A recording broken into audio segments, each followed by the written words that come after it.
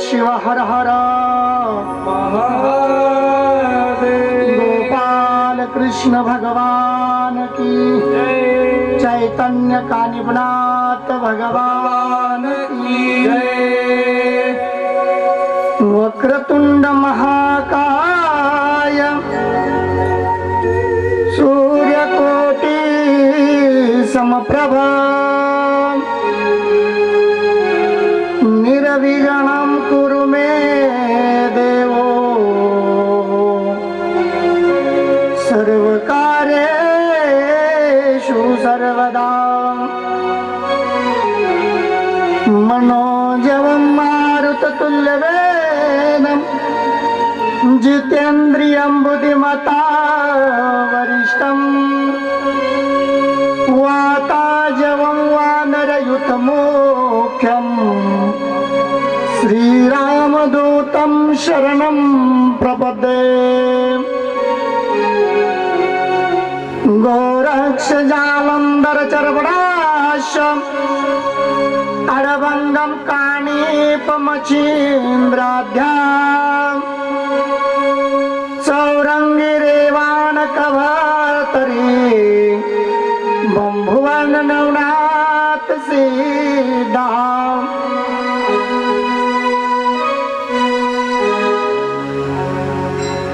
हे प्रबुद्ध नारायण गुरु का निपारे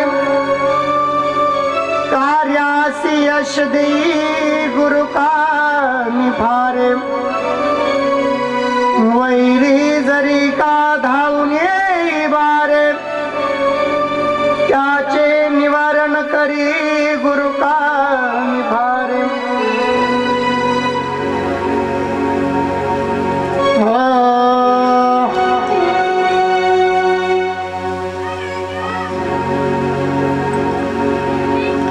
शिवासी शिव म्हणोनी नमस्कार करीतसे महाराजा। नारायणं नमस्कृत्यं नरचैवं नरोत्तमा। देवी सरस्वती व्यासो ततो जय उदरीता। आता नमो श्री गुरुवर्यासी जो का राहिला गिरनार पर्वतासी। दत्त नामे संचारुणी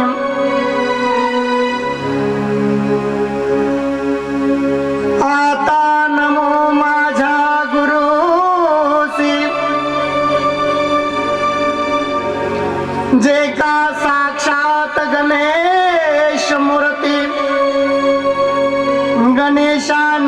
सरस्वती नाम साजे आता नमो माता पितयासी जाने दाविली पृथ्वीमजसी मनवोनी साष्टांग नमस्कार माता पिता चरणी आता नमो श्रोते गणासी जे का साक्षात महेश मूर्ती येवोनी ज्ञान देवटी उजळीत असे महाराजा आता नमो भालदार चोपदारासी जे का तटस्थ सेवे संत्री म्हणवोनी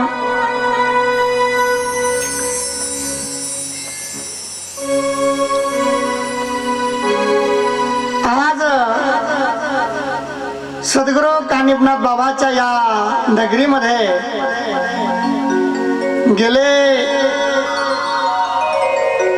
12 वर्षापासून चालत असलेला हा नाद बाबाचा प्रति सालाबाद प्रमाणे अखंड हरिनाम सप्ताह आजचा प्रथमच दिवस पहिलंच पुष्प आपण भगवान कानिफनाथ बाबाच्या चरणावरती ठेवणार आहोत आणि त्या पुष्पाला साथ संगत देण्यासाठी आमचे महाराज मंडळी रस्ता उगले पण आले आहे का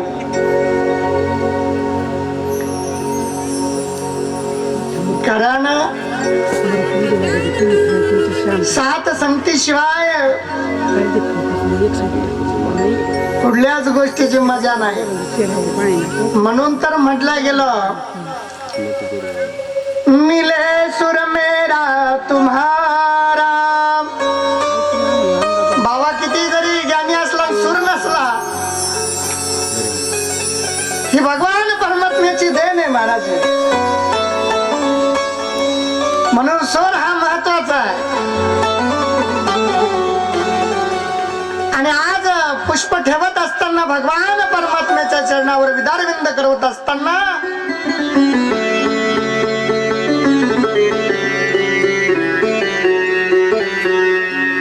गत वर्षी भगवान शिव महाभगवान पुराण आपण या ठिकाणी गत वर्षी बघितलेलं आहे महादेवाची सुरस अशी कथा कशासाठी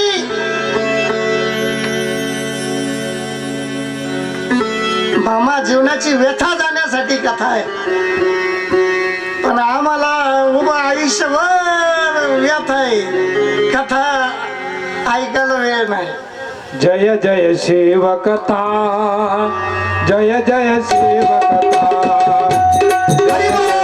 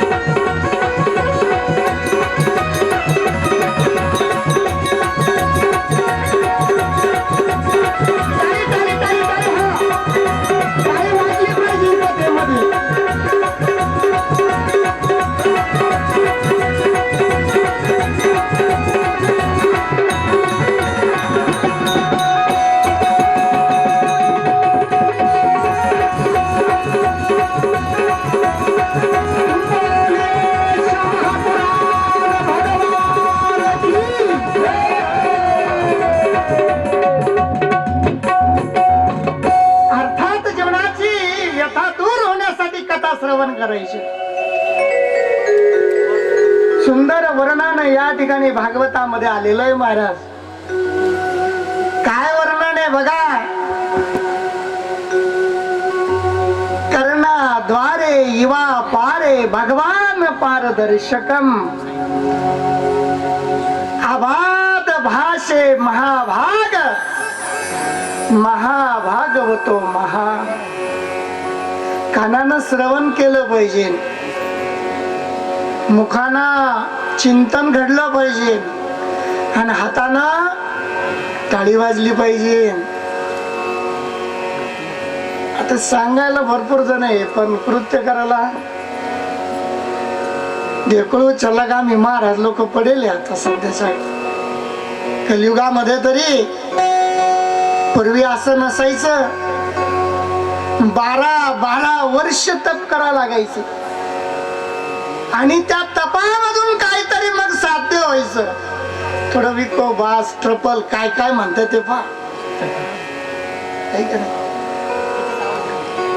3 गोष्टी जीवनामध्ये मी साध्य करण्याचा प्रयत्न करतोय. असल तसं निभायचं नंबर 1 आणि ते प्रत्येकाला लागू आहे महाराज. नंबर 2 हे असंच ते तसंच करत बसायचं नाही.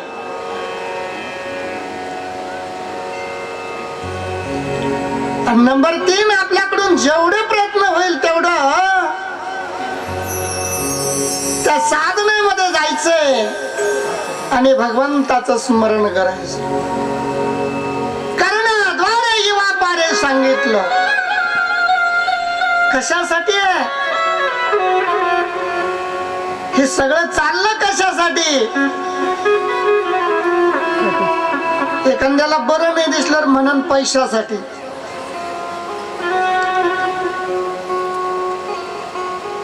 औरंगाबादहून महाराज आलेले आहेत. आपण संभाजीनगर. आता औरंगाबादच येतं आमच्या अजून. मी इकडे करंट आहे का नाही पावा, नाहीतर मग अजूनही तेच चालू आहे महाराज. छत्रपती संभाजीनगर तिथून इथपर्यंत येण्यासाठी काहीतरी लागेल ना. बरं आमची कंडिशन अवघड झालेली आहे. चांगली गाडी घ्यावा महाराज लोक गाड्यात फिरत येतात. बरं नाही घ्यावा तर ती वेळेवर पोहोचत नाही. मग ती कुठंतरी टेकत आहे का नाही. तसंच परमार्थाच आहे मायबाप. हा काही धन गोळा करण्याचा व्यवसाय नाहीये. काहीच म्हणणं आहे कार्यक्रम म्हणजे व्यवसाय झाला हो महाराज.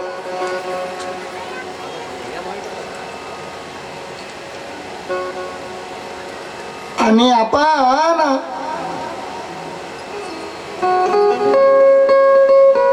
भगवंताचं चिंतन सोडून देतो, चिंतामध्ये जाऊन बसतो.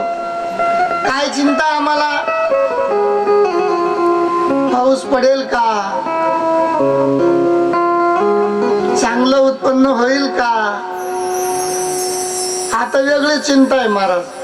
पोराचं लग्न होईल का, पोरीचं जमल का, बायको नीट भेटेल का, भेटली तर ती उभं आयुष्य राहील का.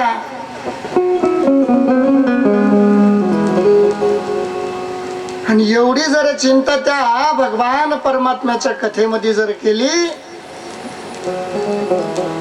त्याचं जर चिंतन घडलं तर मला नाही वाटत भगवंत फार दूर आहे म्हणून. पूर्वी 12 वर्ष तप करायला लागायचे आणि मग कुठंतरी भगवंत प्रसन्न व्हायचा कधीतरी.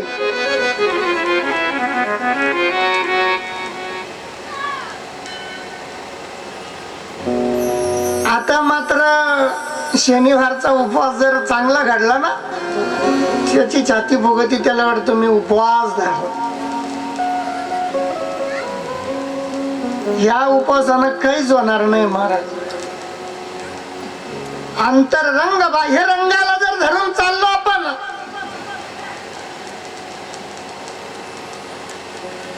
चमडी सजवता सजवता 2 घंटे निघून जातात.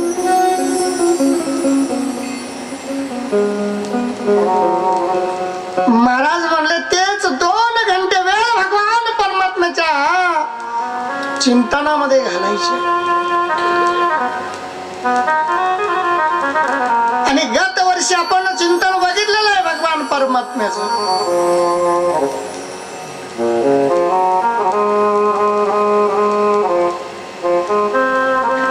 काय बघितलं महाराज?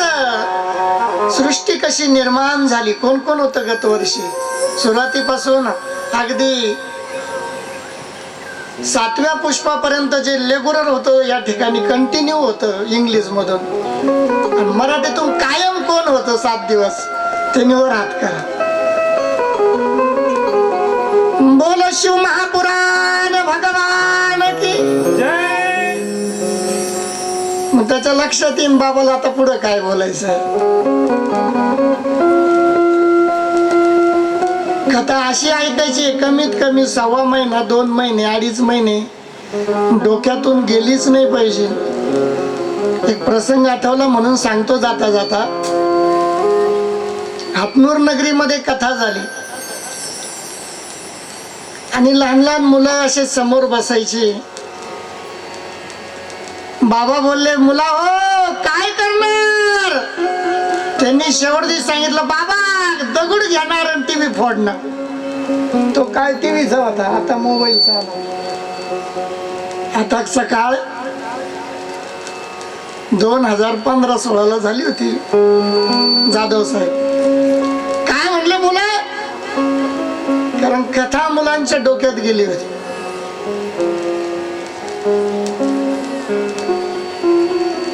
असो, बघा गजानन गणपतीचं या ठिकाणी स्तवन सुरू आहे.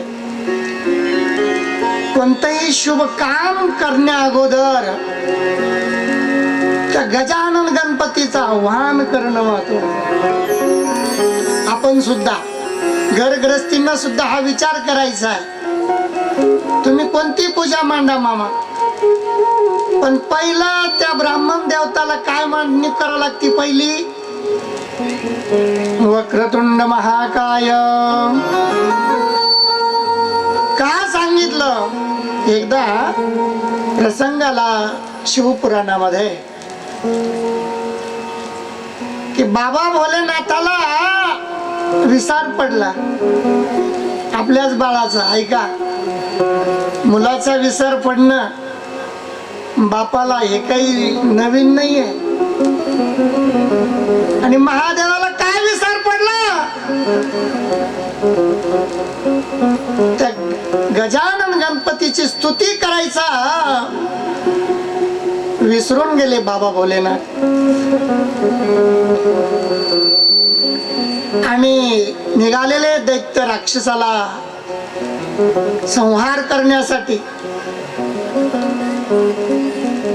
कारण ग्रंथामध्ये असा उल्लेख येतो,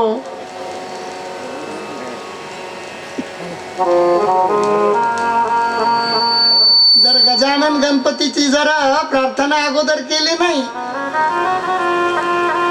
काय होतं म्हणले, तर त्या कार्यामध्ये विघ्न आल्याशिवाय राहत नाही. म्हणून गणपतीची प्रार्थना करणं अनिवार्य आहे.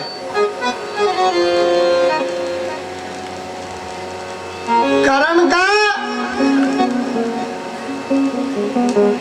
तर तो पार्वतीचा लाडका आहे. नुसता लाडका नाही, 14 विद्याचा सारथी आहे. नुसता सारथी नाही, सर्व कार्याला सिद्ध करणारा गजानन गणपती. पूर्वी पेरणीला मूठ धरण्या अगोदर म्हणजे टोपीवाले जे आहे जुने ते लोक त्यांना लगेच कळत. हे वक्रतुंड गजानन गणपती काम लागू दे सुखापती. आणि पुढं काय म्हणायचे तुम्ही?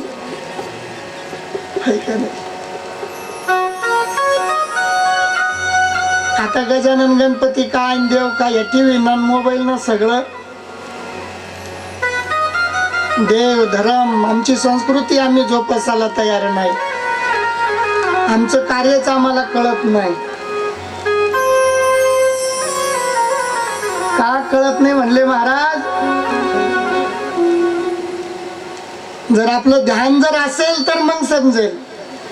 आणि ध्यानच जर नसेल तर मग आपण कुठं होतो, का गए थे का नाही, क्या लाया बोले कुछ भी नाही.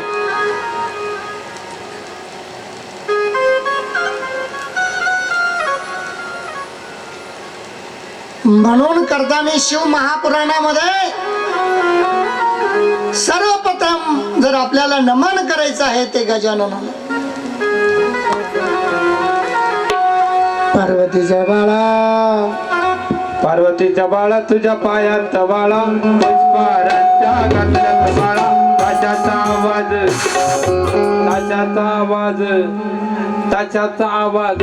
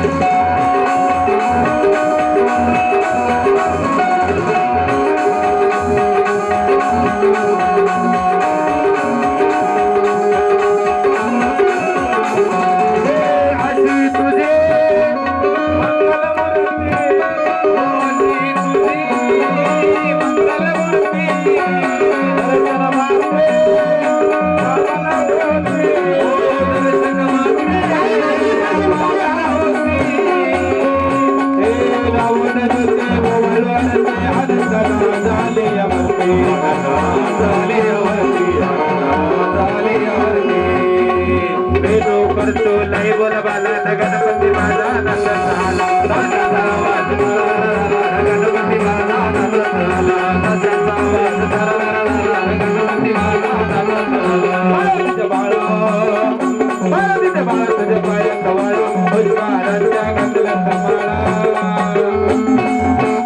गणपती बाप्पा मोरया. आवाज द्या, आवाज हॅलो. आवाज आवाज मंगलवरती जोरात जोरात सर्वांचा आवाज आला पाहिजे. गणपती बाप्पा मंगलवरती. तू तर सुख करता, तू तर दुःख हरता, अवघ्या दिनाचा नाता. बाप्पा मोरया रे बाप्पा मोरया रे देवी तुम्हाला. बाप्पा मोरया रे बाप्पा मोरया रे देवी तुम्हाला. सुख करता, दुःख हरता, अवघ्या दिनाचा नाता.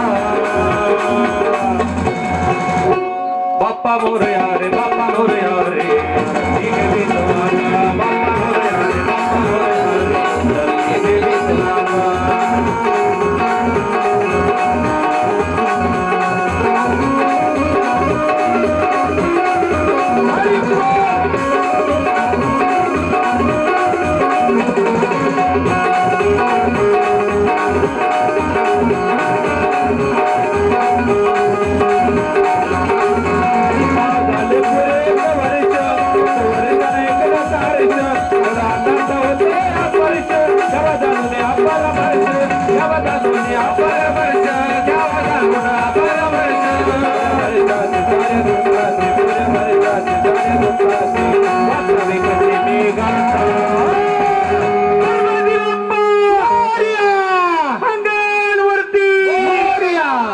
बाप्पा मोरया रे चरणी ठेवी तुम्हाला.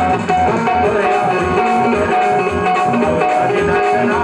बाप्पा मोरया रे बाप्पा मोरया रे चरणी ठेवी तुम्हाला.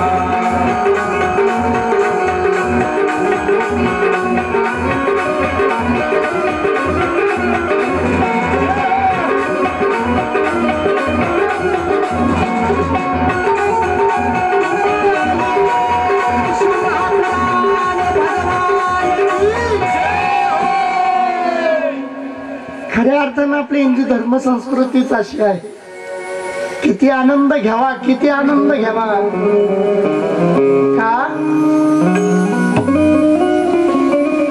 हा आनंद घेण्यासाठी भगवान परमात्म्याने किती अवतार घेतले.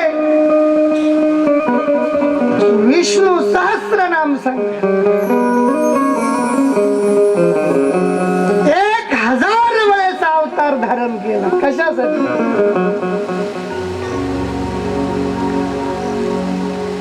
परंतु एवढं सगळं कळूनही ओळख नाही. बघा, गणपतीचा विसार भगवान भोलेनाथाला पडला.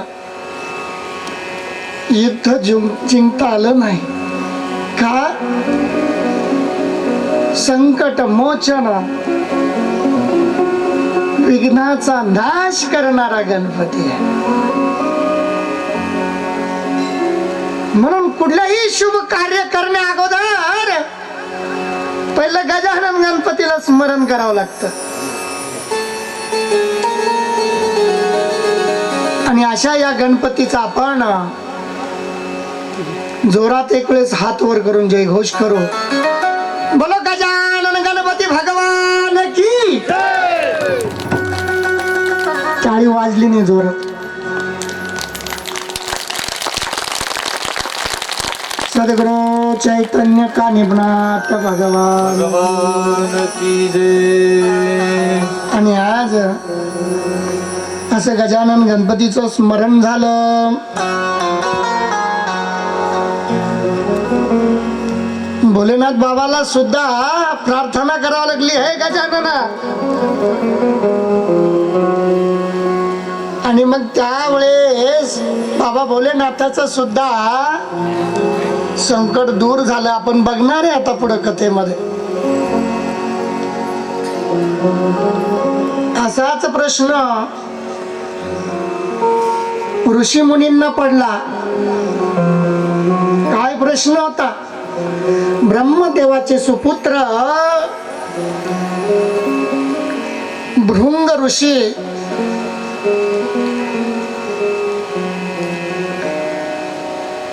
अनेक संत मंत महंत ऋषीगण त्या ठिकाणी आलेले.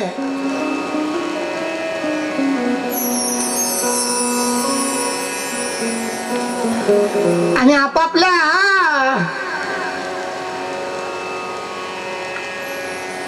प्रश्नाचं उत्तर शोधण्यासाठी प्रत्येकाचा प्रश्न त्या ठिकाणी मांडणूक सुरू आहे. शौच ऋषी आणि भृंग ऋषीचा संवाद आठवतोय. आणि त्या ठिकाणी ऋषी मुनी नेमकी कोणाची भक्ती करायची, आपल्यालाही तोच प्रश्न आहे. रविवाराला, सोमवाराला, मंगळवाराला, हप्त्यात 8 दिवस आहे. 8 दिवसात वेगवेगळी पूजा आपल्याकडेही आहे.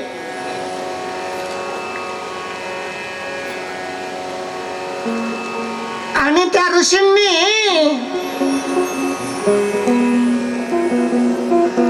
सभा बोलवली. म्हणले आज आपण या प्रश्नाचं उत्तर शोधलं पाहिजे, कोणाची भक्ती करायची. आणि भक्ती करत असताना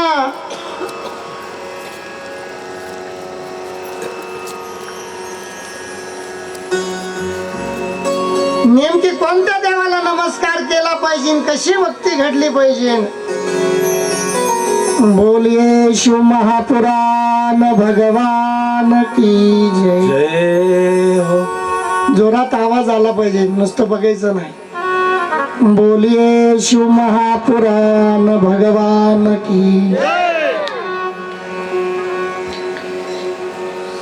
आणि भृंग ऋषी त्या ठिकाणी शौच ऋषीला प्रश्न करतात.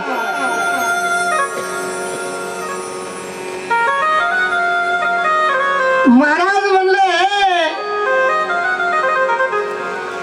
आपण कोणत्या देवाची पूजा केली पाहिजे, ब्रह्मदेवाची का विष्णू देवाची का बाबा भोलेनाथाची.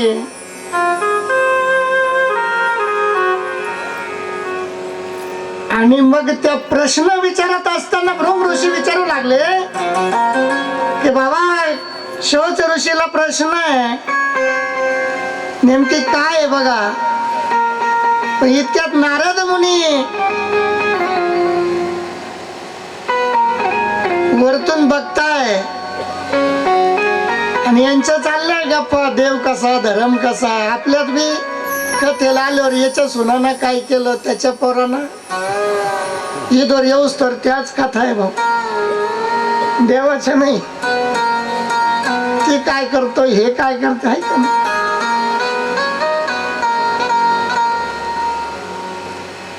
आज भृंग ऋषी प्रश्न भारी होता.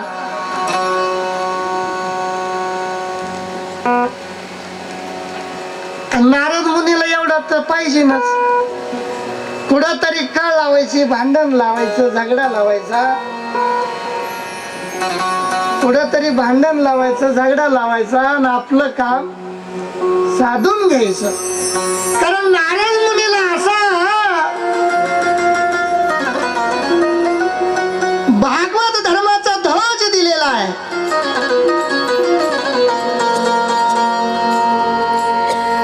तुमचं ध्यान माझ्याकडे पाहिजे बरं का. तुम्ही तुमच्यातच मग्न राहा 1 घंटा, मग सगळं खेळून नारद. हे बघा आपण आपल्याला काही घेऊन बी जायचं याच्या बरोबर. काय विचार आहे बघा, अगदी आगळं वेगळं आहे महाराज. आपल्या हिंदू धर्माची संस्कृतीचा जो ध्वज आहे ना, तो सर्वप्रथम नारद मुनींना उचलला. आणि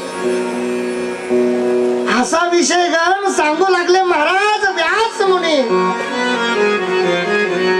कारण बघा भागवतामध्ये मी पहिलंच बोलून गेलो, नारायणं नमस्कृत्यं नरचैवं नरोत्तमः देवी सरस्वती व्यासो ततो जय उदरितम.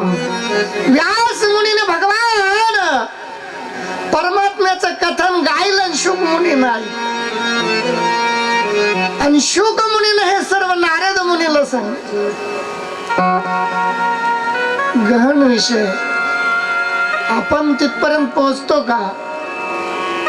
आणि हा नारद मुनीचा धर्मध्वज. नारद मुनी लांबून पाहते पाहते, आणि यायला किती वेळ होता त्यांना. आताच्या नारद मुनीला फक्त कळ लावता येईल, बाकी काही घराघरात नारद मुनी. आता ती कथा आपण इथं सांगून उपयोग नाही. जीवनाची कथा, व्यथा दूर होण्यासाठी कथा श्रवण करा माय बापांनो. नारद मुनी म्हणले, तुमच्या दोघांचं काय म्हणे, नेमकी कशाबद्दल संवाद चालू आहे, काय संवाद आहे तुमचा? इतक्याला मुनींना कळल का महाराज? बोलिये शिव महापुराण भगवान की जय. नारद मुनी हसत हसत आले, म्हणले बडी चांगली मौज झाली म्हणले आज. आता मात्र या ऋषीला आपण काय करू, संवादामध्ये जिंकून घेऊ. वा. आणि नारद मुनी भृंग ऋषीला सांगू लागले, तुम्हाला एक काम करावं लागेल म्हणले. काय काम?